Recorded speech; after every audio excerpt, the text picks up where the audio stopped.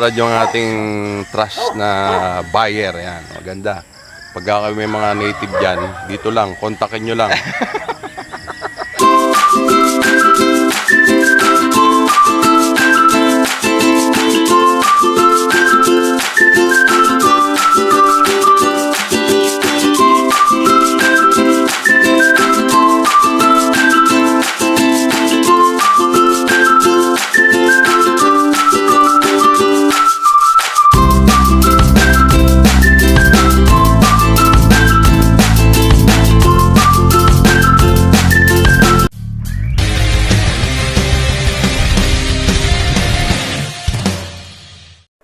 Yon mga brad, isang napakagandang umaga po nga pala sa atin lahat. Ito nga pinabutan natin dito yung kukuha nating mga crossbreed. Sumaglitan tayo dito para lang makuha yung bayad ng ating buyer. Siyempre mamaya ikukwento ko rin sa inyo mga brad kung magkano ang inabot ng ating pinagbentahan dito sa ating mga alaga. At meron na naman tayong pambudget para sa ating mga alaga mga brad.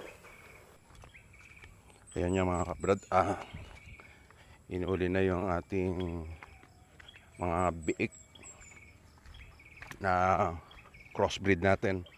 Titira lang tayo ng gagawin nating inahin. Tapos yun yung ano natin, yung pararamihin mga kabrad. Mamaya sabihin ko sa inyo kung magkano inabot ng ating crossbreed. Maghahabulan tayo sa ano yan. Akalang, good morning. Good morning, boss. Good morning. Brad. Uwi na kami, tapos na. Uwi na kami, tapos na. Meron na itong natirang, ano yung manay, Isa? yan naman na lang sa Sabado. Sige. Sa linggo. Linggo ba? Ay, Sige, ano sige. lang ito, boss eh. Sige. Ito, titira pa ito. Pang budget namin, 20. Sama ko na ba? Akala may order sa'yo. Hindi. Dito ko na lang itinira ko yung isa. Nawala nga yung malaki, gagawin tayo inahin ni boss eh. Hindi, yun talaga pinapili ko talaga sa kanya. Huwag ka mo na magugas, Tot. Yung isa daw, isama mo na. Yung isa, sama mo na isa.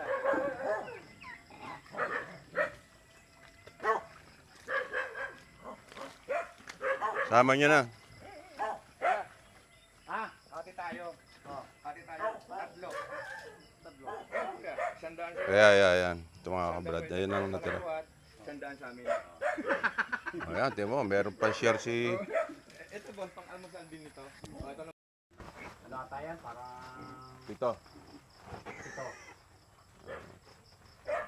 Sabi niya, kunin daw niya. Sabi ko, wag na baka ako papagalitan mo. Pag. Hindi tayo makakapagparami niyan pagka kinuha mo yan. Sabi ko kay... Brad, yung ating trust na buyer, yan, maganda. Pagka may mga native dyan, dito lang, kontakin nyo lang. Kontakin nyo muna ako para may komisyon. Thank you, boss. Okay, thank you very much. Okay. Tiba yan. Yan pa naman, ano pa naman yan 50-50 pa lang yung ano natin na yun. Yung sa'yo, boss, maganda pa breed yan. Oo, maganda. Hindi pa siya, alam mo yung pagkaputi. So ito mga kabrad yung ating itinira dun sa ating mga puti. Bali ang nakuha ng buyer natin is 6 na. Binigay ko na, nakakompormiso daw siya. Pinagbigyan ko na. Dito natin mga kabrad yan. Temporary muna nilagay natin dito. Kasama natin dyan yung Barako at si Tisoy. May pangalan na yan si Tisoy. Tsaka yung gagawin nating dalawang inahin. Ito naman si Bruno. Ayan.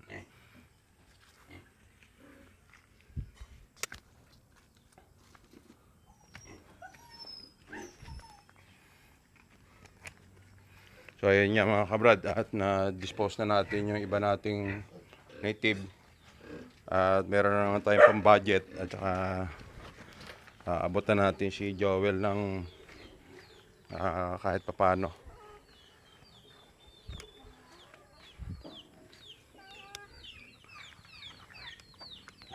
Mga kabrad, at kahit paano abutan natin si Joel ng pambili niya ng kung ano gusto niya. Dahil na-ibenta na natin yung ating ibang biik. Ayan, tara.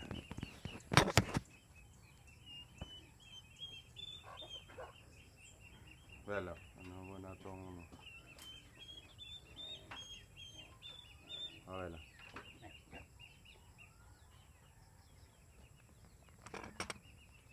Okay, ayun, nabigyan na natin si Joel. Well, meron siyang pambili man lang niya ng brief. Kasi parang wala nang brief si Joel.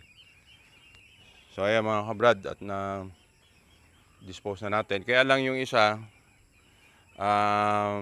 natin na nakiusap na ang bayad sa ano pa, sa linggo. Pinagbigyan na natin kasi nga doon natin masusubukan kung yung ating buyer na yon ay siyempre yung tiwala ang kailangan natin, mapapagkatiwalaan. So ayun, pinagkatiwalaan natin siya sa Sunday yung, pero hindi natin alam yung bahay niya, nakilala lang natin siya bilang buyer. Pero okay naman kasi dahil nung una nagkaroon na kami ng transaction, okay naman, kaya siya yung aking kinontak agad. Tapos ito na mga kabrad yung ating mga sa susunod. Ito. So ito mga kabrad yung antay naman natin uli ngayon na palalakihin, at saka yung natitira natin 3 doon sa ating mga crossbreed. Yan, kamukha ito. Dito meron pa itong mga 5 piraso. At tapos itong si Brown, malapit na rin yan, malapit na rin siya mga anak. Tapos dito, ibabalik natin dito yung ating mga gagawing inahin dyan. So ayun mga kabrad, tapos tingnan natin mga kabrad yung ating pananim kung meron ng mga tumubo na patola. Kasi kagabi umulan, saka nadilig na natin nung nakaraan, kaya baka meron na. Ito naman dito yung ating wala pa ritong ano, yung pipino. Ito kasi dito, yan dito mga kabrad, pipino yung tinanim natin dito. Yan, pipino yan. Pero wala pa nakasupling, nakalabas hanggang dito. Ito meron na to, patola. Ito mga kabrad, meron na. Yan, patola. Ito meron na rin, oh. Yan, patola. Dito kasi dalawa yung ginawa natin. Ayan, lumabas na yung dalawa.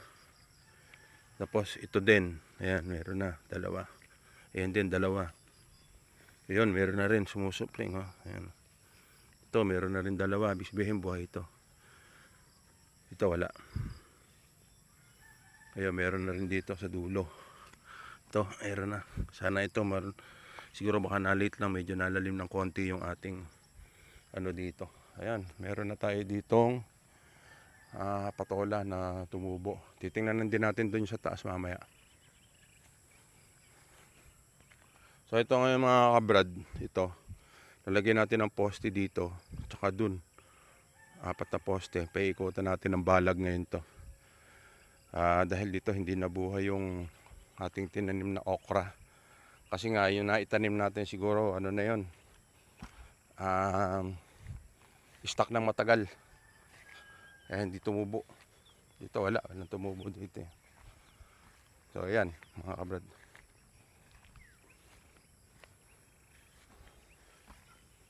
Ito, papalitan na rin natin tong okra na yan. Kukuha lang tayo dito mga kabrad ng pambinhi. Yan, marami na tayong binhi dyan. Kukuha natin.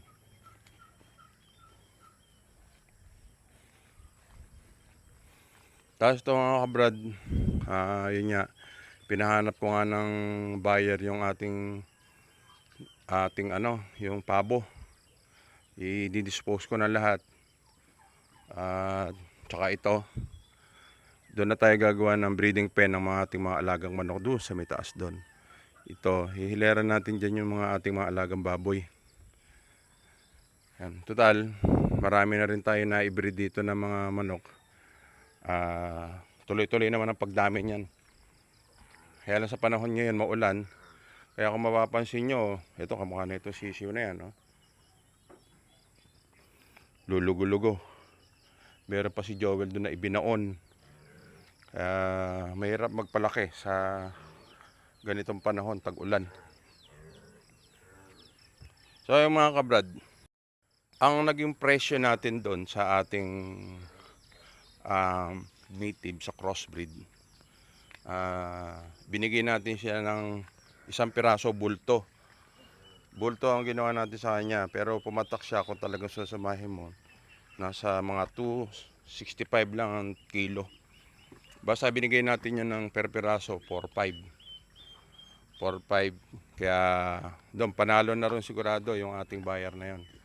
Tapos tayo naman may order sa atin na isang lechon sa October 9 pa naman, August 9. Medyo matagal pa yon. Kaya yun ang paghahandaan natin. So, ayun, okay na mga kabrad. Tayo sumaglit lang dito sa ating mini farm para ma-check natin yung ating mga alaga. At pangalawa, yung may usapan kami rito, may transaction kami para sa disposing ng ating crossbreed. So ayan mga kabrad, tayo papasok na. Kaya muli, maraming salamat. God bless po sa atin lahat.